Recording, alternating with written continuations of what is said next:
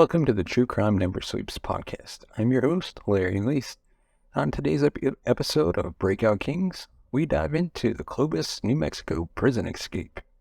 But first, we'd like to thank our sponsor, Audible, for sponsoring this episode. If you're a fan of audiobooks of any kind of genre, fiction, nonfiction, autobiographies, self-help books, check out Audible today and get a free audiobook of your choice at audibletrial.com/Larry21. And without further ado, let's dive right into today's episode. Curry County Adult Detention Center, which we'll refer to in the future as CCADC, is located in Clovis, New Mexico, and serves as the primary correctional facility for the region. Established in the early 90s, the detention center has a capacity of approximately 208 inmates and houses both male and female detainees.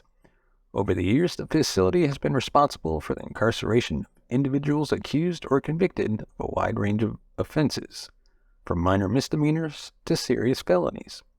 However, the detention center has had its fair share of challenges and controversies, some of which contributed to the infamous 2008 jail escape.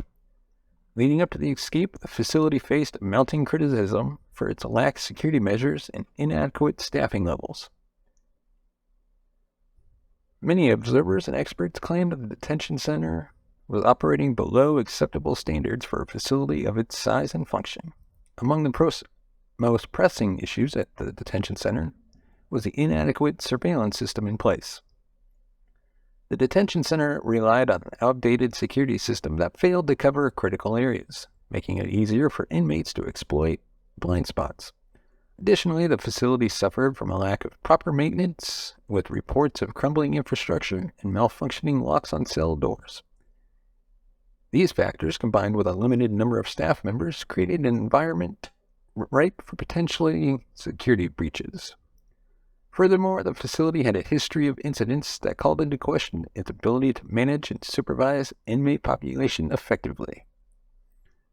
Prior to the 2008 escape, the CCADC had experienced other minor escapes and altercations between inmates, which led to growing concerns about the detention center's management. The lack of proper training for staff, along with insufficient communication protocols, only served to exacerbate the situation. On August 24, 2008, 8 inmates made headlines when they managed to escape from the Curry County Adult Detention Center in Clovis, New Mexico. The daring escape involved a carefully orchestrated plan that exploited the facility's security vulnerabilities.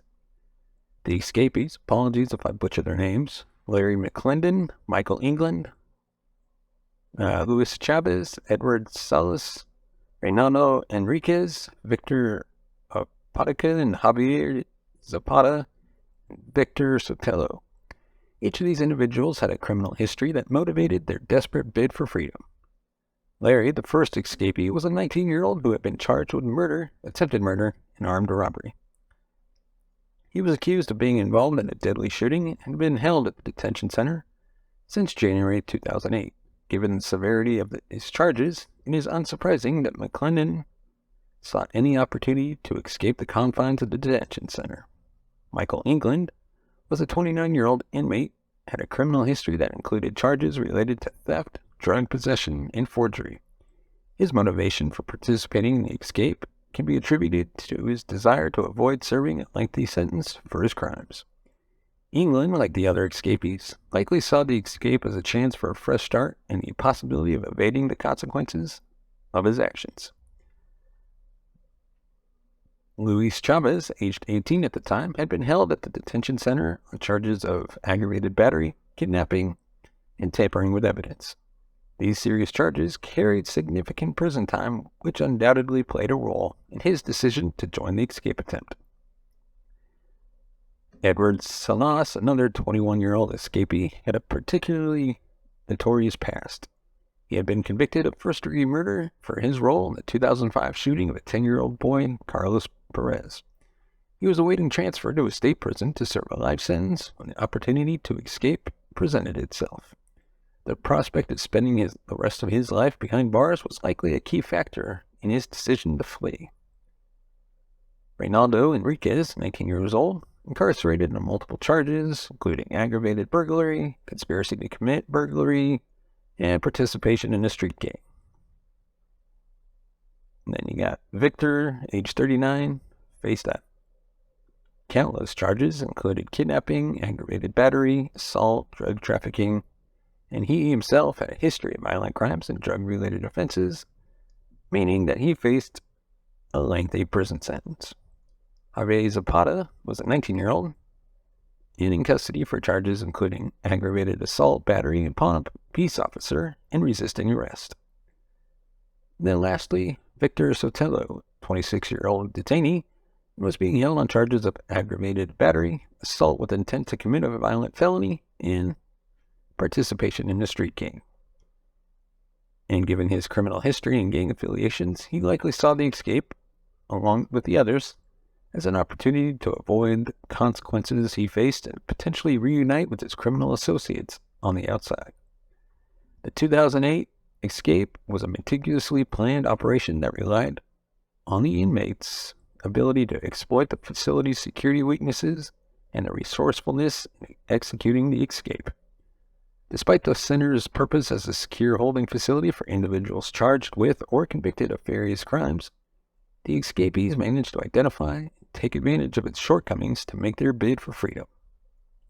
One of the key weaknesses in the security system was the outdated and inadequate surveillance system. This system had multiple blind spots and failed to cover crucial areas of the facility. The escapees capitalized on these blind spots to move around the jail without being detected by the limited number of staff members on duty. Additionally, the inmates took advantage of the jail's crumbling infrastructure and malfunctioning locks, which had not been properly maintained, further facilitating their escape. The plan itself was designed to minimize the chances of detection and capture. The inmates first managed to remove a metal plate from a plumbing access area in one of the cells, which allowed them to enter a narrow space between the cell walls. From there, they were able to navigate their way through the building's internal structure, bypassing cell doors and security checkpoints that would have otherwise prevented their escape. Once the inmates reached the facility's attic, they encountered another challenge, gaining access to the roof. To do so, they'd have to remove a large, heavy air vent that covered an opening leading to the roof. This was no small task, as the vent was bolted in place and would have required significant effort to remove. However, the inmates were determined and resourceful, using makeshift tools fashioned from items found within the jail to pry the vent free. With the vent removed, the inmates were able to access the roof, but their escape was far from over. They still had to scale down the exterior of the building without being detected. To accomplish this, they demonstrated their resourcefulness once again by creating makeshift ropes from bed sheets and other materials they had acquired within the jail. These ropes allowed the inmates to rappel down the side of the building despite the considerable risk of injury or capture. The entire escape operation was carried out under the cover of darkness, which provided the inmates with an additional layer of protection against detection.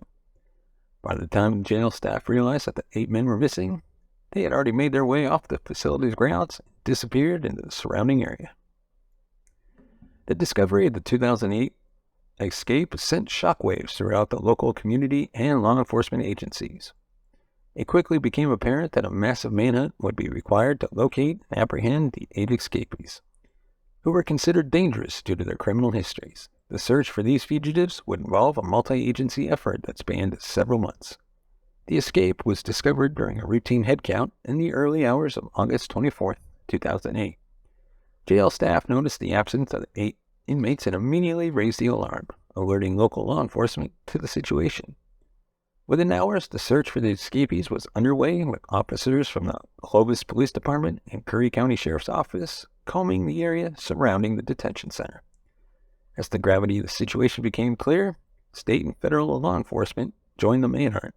The New Mexico State Police, along with the FBI and the U.S. Marshal Service, became involved in the search efforts, pooling resources and expertise to track down the fugitives. Local authorities also worked closely with agencies from neighboring states, as there was a possibility that the escapees had crossed state lines. The manhunt was characterized by a series of key moments as each escapee was eventually located and apprehended. The first arrest took place just 2 days after the escape when Victor was found hiding in an abandoned house near the detention center. His capture provided investigators with valuable information that helped to focus the search efforts on specific areas and other potential hideouts. The next arrest occurred on August 28th when Luis Chavez was discovered hiding in a field north of Clovis. He was captured after a short foot chase, which ended when a police canine unit apprehended him. The following day, Michael England was caught in a vehicle during a traffic stop in Clovis. These quick captures were the result of effective coordination among law enforcement agencies and their ability to follow up on leads provided by the public. The manhunt continued for several weeks, with investigators following leads and conducting numerous searches in an attempt to locate the remaining fugitives. On September 8th, Reynaldo Enriquez and Javier Zapata were arrested in Lubbock, Texas, after being spotted in a stolen vehicle. This arrest underscored the importance of cross-state cooperation as Texas authorities played a crucial role in apprehending the fugitives. In the following months, the remaining escapees were captured one by one. Larry was arrested in Amarillo, Texas on October 15th. Victor was apprehended in Albuquerque on October 30th. The final escapee, Edward, managed to evade capture for several years before being arrested in Mexico in October 2012. His arrest marked the end of the manhunt and the successful recapture of all 8 escapees. The aftermath of the 2008 escape had far-reaching consequences for the facility, its staff, and the wider community. The daring escape of 8 inmates exposed significant flaws in the detention center security and management, leading to a public outcry and demands for change. In response, the detention center and its staff faced scrutiny, policy changes, and security improvements aimed at preventing similar incidents from occurring in the future. One immediate consequence of the escape was the dismissal and resignation of several staff members, including the detention center's administrator and security chief. These departures were followed by a thorough internal review of the facility's policies and procedures, as well as an external investigation conducted by state and federal agencies. The results of these investigations revealed a pattern of negligence, inadequate training, and poor communication, which contributed to the security lapses that allowed the escape to occur.